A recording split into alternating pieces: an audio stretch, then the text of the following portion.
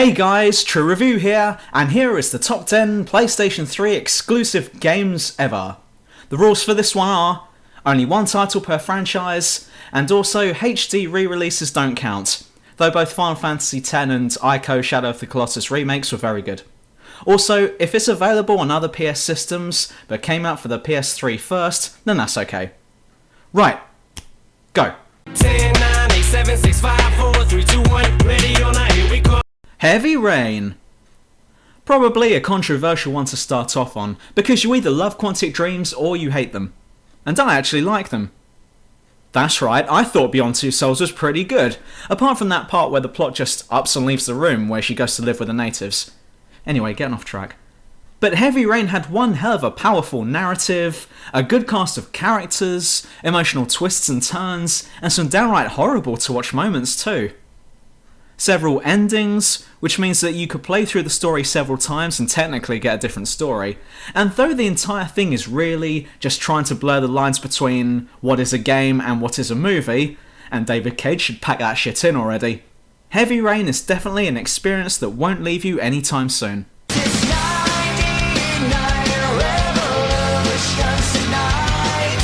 Little Big Planet. Little Big Planet is one of those simple, yet addictive platformers that's just easy to pick up and run with. And there's no end to what you can do here, because if you've had enough of the levels that the game came with, then you can just go ahead and build your own, or even download community-made maps and play through those. It's also one of the more enjoyable co-op games, in which you can either support your friends and help them to get to the end of the level, or you can do what I do, and just be as useless as possible and piss everyone else off. That's what video games are about, right? It's all about my own enjoyment.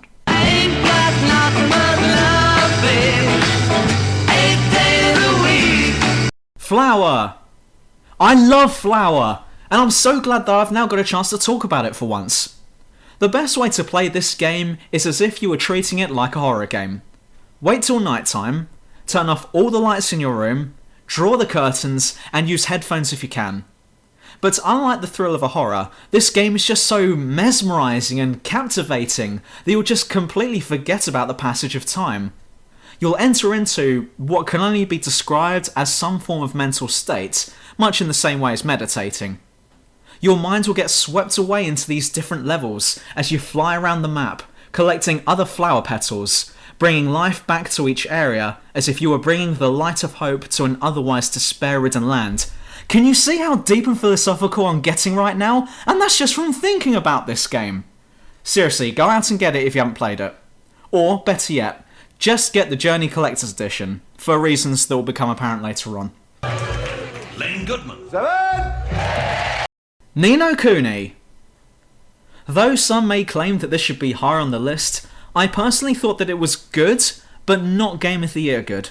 But still, Ni no Kuni has charm gushing out of every orifice. Imagine for a second what would happen if you took the film The Cat Returns, Pokemon Gold or any variant of it, Final Fantasy VII and a little bit of Akame and throw it all into a blender. Well, the result would be a ruined blender. But this game feels like the amalgamation of all of these, and it is a very interesting play. You play as Oliver, who must rescue his mother by travelling to a fantasy land in order to save the day. You'll meet tons of strange and hilarious characters along the way, fight tons of tough encounters, and travel the seas in your very own boat. This game is absolutely huge, and you certainly get your money's worth from it.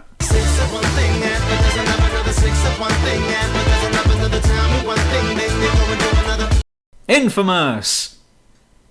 Blow shit up with lightning. Done. Nah, just kidding. But imagine playing Prototype, but as Palpatine. With the entire city quickly going down the shitter, it's up to you to either help the remaining population and keep them safe, or you could stop being a boring cunt and shoot everyone with lightning. Sure, you'll be seen as a criminal by everyone else, but who cares about obeying the law when you can shoot lightning at everyone? This is also another game where there's lots to do, so if you like superpowered sandbox games, then your money's safe with this one.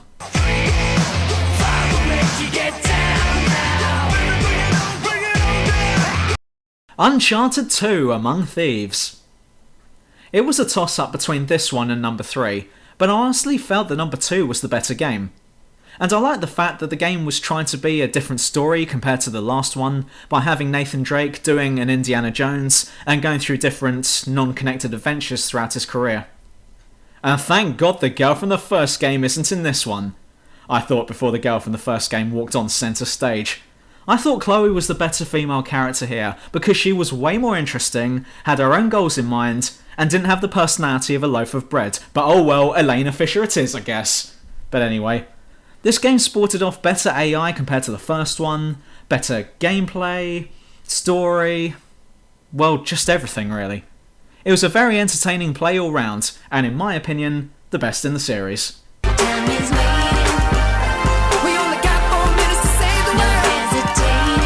Journey! See, this is the reason why you should get the Journey Collector's Edition. You get Journey, Flower, and Flow all in the same pack. But Journey is easily the better of the three games. Despite not sounding like much of a game, seeing as you play as a strange Arabic-looking character who's trying to get to the end of the game for whatever reason, it's the actual journey that will captivate you in such a way that it will be almost impossible for you to put down the controller until you finish the game. And even then, you'll want the experience to keep going. Journey takes you on an emotional, epic, and beautiful quest, and will remind you of feelings and emotions that you may have completely forgotten about. And it manages to do this without uttering a single word. There's no dialogue in this game, and yet it tells such an incredible story. Also, if you're connected to the internet, then you can even encounter other people playing this game too, and you can choose to work alongside them and try to complete puzzles together. Or, just chin them off because this is my game after all. Why should I let someone else do my game for me? Yeah, I came across a few people who had no clue as to what they were supposed to be doing.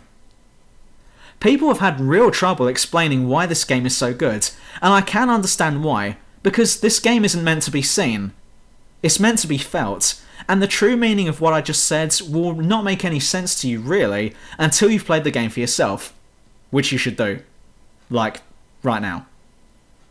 Well, not now, wait till the end of the video first, because I've still got some more games to tell you about. It was those 3 words to save my life. God of War 3. Okay, I'm pretty sure I've talked about this one before, but everything's still the same. By far the best one in the series, fantastic combat, one of the most memorable starts to any game, only being beaten by the start to Dead Space 2. One of the most satisfying and downright gory games I've ever seen. There's so much blood, bodies and death in this game, and almost all of it is mess that you've left behind. This game, and the next 2 games, are titles that all PS3 owners should play at least at one point in your lives. They're that good.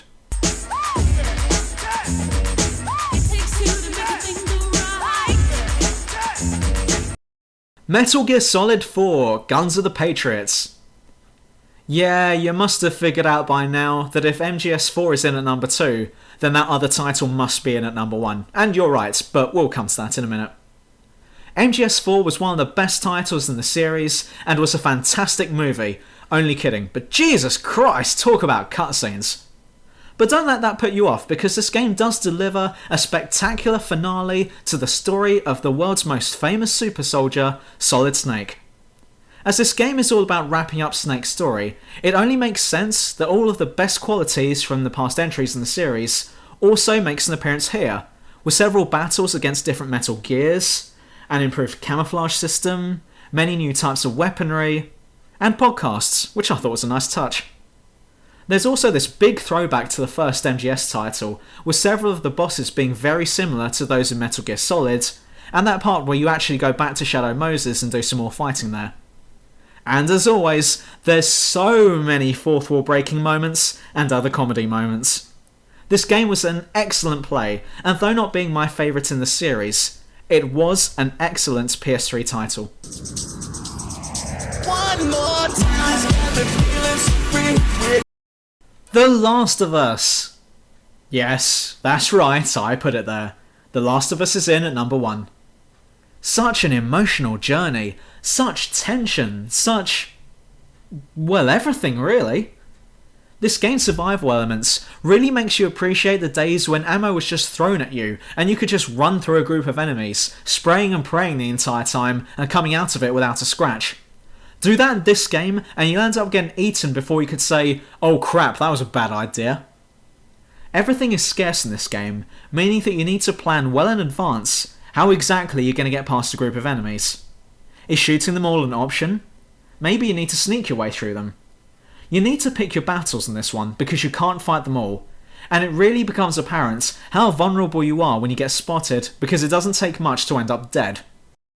But it's not only that. Joel and Ellie are two very strong leads, and you feel for each of them, even when they get into an argument. You might not like Joel, but at the same time, you have to forgive him because of what he's gone through. And Ellie might need to do as she's told for once and stop freelancing all over the place, but you know that she's trying her best and trying to do what she thinks is right. And God knows what she's already been through too, it's not just Joel. This game is really what you get if you took the story from Telltale's Walking Dead and put it up with the gameplay from that indie game I Am Alive. Every encounter is a life or death struggle, meaning that even your bog standard enemies must be treated as a threat, and there are hardly any other games out there that will put you in such an environment. And that was all of them. But I'd imagine that a lot of you out there didn't agree with this list, so why not share with everyone else which games you would have on there?